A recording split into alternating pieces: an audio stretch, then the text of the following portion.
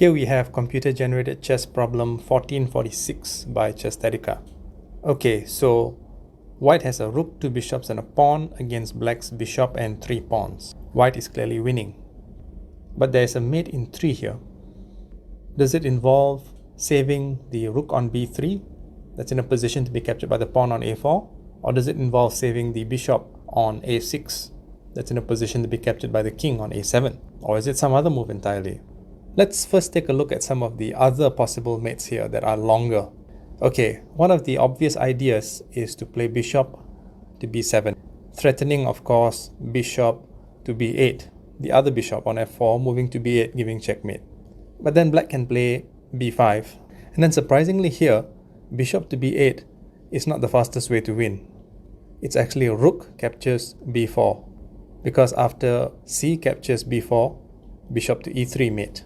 Whereas, if bishop to b8, then king to b6, and then bishop to c7 check, king to a7, c captures b5, maybe bishop to a5, b6 check, bishop captures b6, bishop captures b6, mate.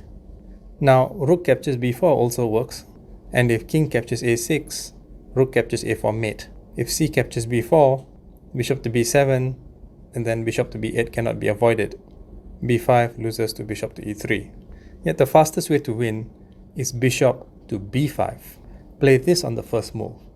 Now this has the important function of preventing that pawn on b6 from advancing forward.